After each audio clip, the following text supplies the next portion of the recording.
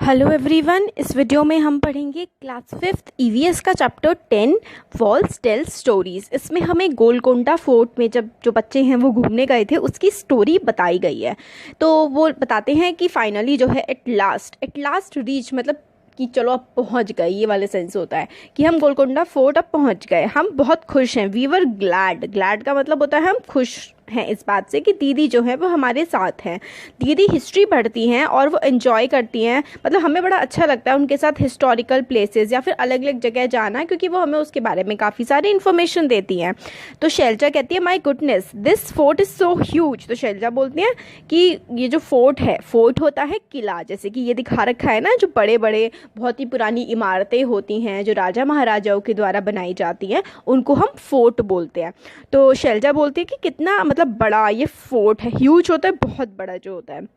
श्रीधर बोलता है कि मतलब ये देखो कि ये कितनी हाइट पर, कितनी ऊंचाई पर बनाया गया है। कल्याणी बोलती है कि ये देखो इसका जो गेट है वो कितना बड़ा है। फिर शैलजा बोलती हैं ये बहुत हैवी होगा, और मतलब आई वंडर, मेरे को लगता है कि कितने लोगों की ज़रूरत पड़ती होगी इस गेट को खोलने के लिए। तो ये देखिए गेट कितना बड़ा है और कितना मतलब कैसे इसको लोग खोलते होंगे, ये बात बोलती है शैलजा। फिर कल्याणी बोलती है कि ये देखो इस पे कैसे शार्प जो गेट है, मतलब नोकीले जो आयरन के स्पोक्स लगे हुए हैं। आयरन स्पोक्स मतलब जैसे कि आयरन की जैसे कीलो जैसी, आयरन तो लोहे की कीले जैसी लगी हुई हैं, और मेरे को मतलब ये कैसे बने होंगे ऐसा बोलती है कल्याणी। फिर शैलजा बोलती है कि इसकी दीवारें देखो कितनी थिक हैं। थिक का मतलब, थिक वॉल्स का मतलब है बहुत ही मोटी सी इसकी दीवारें हैं। श्रीधर बोलता है कि मैंने ऐसी जो थिक इतनी मोटी दीवारें कहीं पर भी नहीं देखी हैं। कल्याणी बोलती है कुछ जगहों पर a part of the wall come out in a round shape, I wonder why, कि कुछ जगहों पर जो वॉल्स हैं वो राउंड शेप की हैं। जैसे हम लोगों ने घरों में वॉल्स देखी है वो तो थिक वैसी होती है ना, रेक्टेंगुलर शेप की। इसमें जो वॉल्स हैं वो राउंड गोल गोल सी शेप की बनी हुई हैं।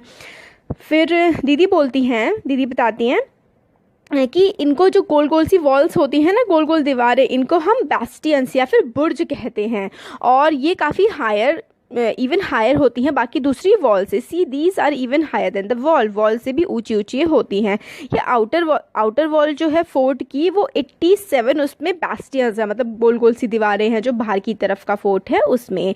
कितनी मतलब थिक मोटी वॉल्स हैं और बड़े बड़े इसमें गेट्स हैं और कितने सारे बेस्टियंस हैं, और कितने सारे, फिर वो कहते हैं कितने सारे वेज हैं सिक्योरिटी को इंश्योर करने के लिए। तो मतलब ये सारी की सारी चीज़ें ना, इतनी मोटी मोटी दीवारें, बेस्टियंस जिसको हिंदी में बुर्ज बोलते हैं, वो सारी की सारी इसलिए देखिए ये बताया गया है, ये बेस्टियन है, बुर्ज है, ये सारी की सारी चीज़ें इसलिए होती हैं ताकि क्या है, फोर्ट की रखवाली की जा सके। अब इसमें what did we find inside the fort, हमने फोर्ट के अंदर जाके क्या देखा ये हमें बताया गया है। शैलजा बोलती है कि आई वंडर, मैं वंडर कर रही हूँ कि ये फोर्ट कितना पुराना होगा। क्या तुम्हें लगता है कि जो किंग ने इस फोर्ट को बनाया होगा, ही कुड लिव हेयर, क्या वो यहाँ पर रहता होगा? कल्याणी बोलती है यहाँ पे बाहर लिखा हुआ है कि ये जो गोलकोंडा फोर्ट है ये कुतुब शाही सुल्तान के द्वारा इस पर रूल किया गया था कई सालों तक, 1518 से 1687 तक। दीदी बोलती हैं कि much before that in 1200 fort was made of mud and different rulers lived here। इससे पहले जब गोलकोंडा जो फोर्ट है उसमें कुतुबशाही जो सुल्तान थे उन्होंने बनाया था, उससे पहले इस जगह पर और भी बहुत सारे राजाओं ने रूल किया था, और तब ये मड का, मिट्टी का बना हुआ था। शैलजा कहती है ये देखो the board has a map of the fort. तो बोर्ड जो बना रखा था वहाँ पे बाहर लगा रखा था, उसमें ना फोर्ट का, किले का मैप बना रखा था कि कैसे कैसे रास्ते हैं इसमें, कितने कमरे हैं, क्या क्या चीज़ें हैं, वो सारे के सारा इसमें बताया हुआ था। श्रीधर बोलता है मैप जो शो करता है बहुत सारे गार्डन्स दिखाता है, फील्ड खेत दिखाता है, फैक्ट्रियाँ दिखाता है, और काफ़ी सारे पैलेसेस, काफ़ी सारे और मतलब रहने की जगह, पैलेसेस वगैरह, महल जो है फोर्ट के अंदर बने हुए थे। किले के अंदर बहुत सारे महल थे, गार्डन भी थे और काफ़ी सारी फैक्ट्री वगैरह भी थी यहाँ पे। फिर शैलजा बोलती है इसका मतलब था कि यहाँ पर सिर्फ सुल्तान ही नहीं रहता था, मगर और भी लोग जैसे फार्मर हो गए, किसान हो गए, वर्कर हो गए, वो सब भी इस फोर्ट में रहा करते होंगे फिर तो। फिर कल्याणी बोलती है it must have been a complete town, मतलब ये तो पूरे एक फोर्ट, एक पूरे के पूरे शहर के जैसा हुआ करता होगा। अब ये लोग सुल्तान के पैलेस में जाते हैं, वो बात बताई गई है हमें। श्रीधर जो है उसके मतलब आगे की तरफ उसके पैर जब वो चलता जा रहा था, ठीक है, शैलजा बोलती है कि इवन इन उस समय पर भी बिल्डिंग्स में दो दो फ्लोर हुआ करते थे, मतलब एक मंजिल और दो मंजिले तक हुआ करते थे उस समय पर भी। कैसे बनाते होंगे वो लोग। फिर कल्याणी बोलती है कि अब जो है ये बिल्डिंग इज इन र्यून्स। र्यून्स का मतलब है बिल्कुल ख़त्म सी हो चुकी है अब ये बिल्डिंग, बिल्कुल मतलब इसका स्ट्रक्चर जो है वो ख़राब हो चुका है, तोड़ फूट हो चुकी है इसमें काफ़ी ज़्यादा।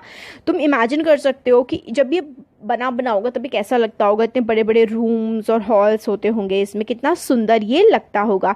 इसमें कार्विंग जो है, नक्काशी जो है ना दीवारों पर, वो कितनी अच्छी है। श्रीधर बोलता है ये। फिर कल्याणी बोलती है we also saw something like a fountain on one of the roofs. हमने फाउंटेन जैसा, देखिए फाउंटेन होता है पानी का झरना टाइप का, है ना। देखिए ऐसा होता है जैसे कि आपने देखा होगा पार्क्स वगैरह में ऐसे ऐसे करके फव्वारा जैसा होता है, उसमें से पानी निकलता रहता है ना। हाँ, तो वो कहती है कि फाउंटेन इतनी ऊंचाई पर कैसे लेके गए होंगे ये लोग। दीदी कहती हैं कि बड़े बड़े टैंक्स होते थे। Yes there were many big tanks and fountains there, they use to be full of water. तो यहाँ पे बहुत बड़े बड़े टैंक्स होते थे और जिसमें पानी काफ़ी भरा रहता था। थिंक मतलब सोचो कि आज भी इंजीनियर जो है घर डिज़ाइन करते हैं, उसमें डैम्पनेस मतलब खोखलापन रह जाता है दीवारों पे, और ये वाले मतलब जो है ऊपर की तरफ चढ़ाने के लिए उस समय पर पानी को छत पर पहुंचाने के लिए किस तरीके की टेक्नोलॉजी यूज़ की गई होगी, इतनी हाइट पे कैसे पानी पहुंचाया गया होगा, तो पंप की सहायता से। अब हमें इसमें बताया गया है कि जब आप सूरज की तरफ, जब सूरज सुबह सुबह उगता है, आप कि सूरज की तरफ अगर मुंह होता है तो आपकी वो ईस्ट डायरेक्शन होती है, और आपकी जिस तरफ बैक आपकी कमर होती है वो वेस्ट डायरेक्शन होती है ना। ये भी इसमें बताया गया है। अब आगे है इसमें गोलकुंडा फोर्ट का, ये हमें मैप दे रखा है। तो देखिए यहाँ पे मोती महल है, और यहाँ पे मकई दरवाज़ा रोड है, शाही महल है, और बाला हिसार, बहुत सारे इसमें जो है चीज़ें हैं, नया किला वगैरह गोलकुंडा फोर्ट में ये सब कुछ है। तो यहाँ पे स्टेयर सीढ़ियाँ हैं, बाउली मतलब जिसमें पानी भरा जाता है, हौज है, दरवाजे हैं, और ये सब चीज़ें इसमें हैं। वाई दीज अटैक्स, अब कि अटैक क्यों हुआ करते थे भाई, इतने बड़े बड़े पैलेसेस हुआ करते थे, इन पर लोग अटैक क्यों करते थे। तो बात करते करते एक बड़ी सी गन दिखी जिसको बिग गन, जिसे कैनन कहते थे।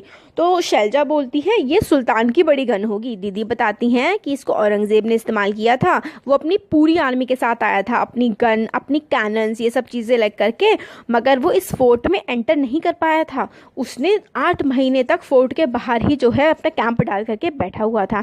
शैलजा बोलती है कि वो इतनी दूर से दिल्ली से यहाँ क्यों आया होगा औरंगज़ेब।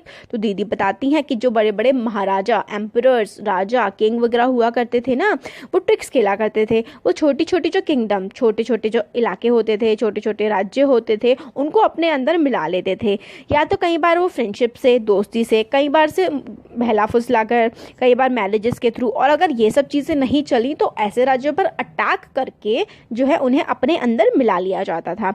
कल्याणी बोलती है कि औरंगज़ेब की आर्मी तो इतनी बड़ी थी, इतने सारे सोल्जर थे, इतनी गन थी, तो फिर किस तरीके से वो फोर्ट के अंदर नहीं घुस पाया। तो शैलजा बोलती है क्या तुमने नहीं देखा कि इसकी वॉल्स, दीवारें कितनी ज़्यादा थिक हैं। मैप में तुम्हें देखा नहीं, इतनी बड़ी बड़ी डीप डिच पिट, मतलब जैसे कि गड्ढे खोदे हुए थे वॉल के आसपास, तो आर्मी किस तरीके से इसमें एंटर कर पाती।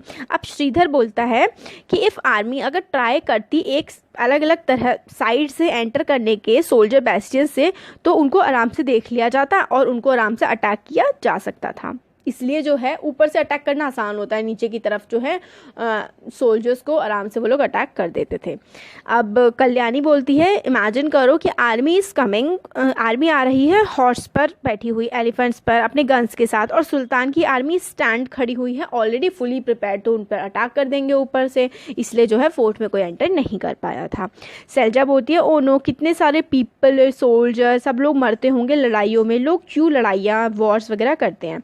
श्रीधर बोलता है गन और cannon are things of past now, मतलब ये गन और कैनन वैनन ये तो बहुत पुरानी चीज़ें हो गई, अब तो आप न्यूक्लियर अटैक से एक ही बार में बहुत सारे लोगों को डिस्ट्रक्ट कर सकते हो, मार सकते हो। फिर दीदी बच्चों से कहती हैं कि रुको तुम किंग के पैलेस के बाहर, कि तुम यहीं पे रुको। वो फतेह दरवाज़ा के पास चली जाती हैं और वो बोलती हैं अलर्ट, आई एम सुल्तान अब्दुल हसन, फिर I am fond of music and Kuchipudi dance, और सब लोग हंसने लगते हैं। तो देखिए पहले टेलीफोन नहीं होते थे, तो ऐसे कंस्ट्रक्शन किए जाते थे कि दूर से ही जहाँ से राजा बोले दूर तक उसकी आवाज़ जाए। तो अलई दरवाज़ा में इसी तरीके की चीज़ है, सॉरी फतेह दरवाज़ा में अगर राजा वहाँ पर खड़े होकर के बोलता था तो काफ़ी दूर तक जो है आवाज़ पहुँचती थी उसकी फतेह दरवाज़ा से।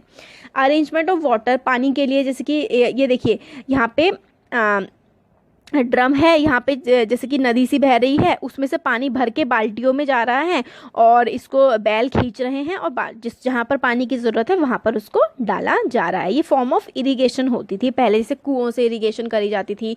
और नीचे ये देखिए गोल गोल चक्की घूम रही है, बाल्टी में पानी भर रहा है और बाल्टी से पानी भर के ये देखिए यहाँ पे ये देखिए इससे बाल्टी ये ऐसे ऐसे करके घूम रही है, बाल्टी में पानी भरा, पानी भर के इसमें गया और यहाँ से जो है कुएं की तरफ को चला गया और बैलों ने खींचा और पानी बाहर आ गया। तो ऐसे करके पहले पानी का इस्तेमाल जो है वो किया जाता था।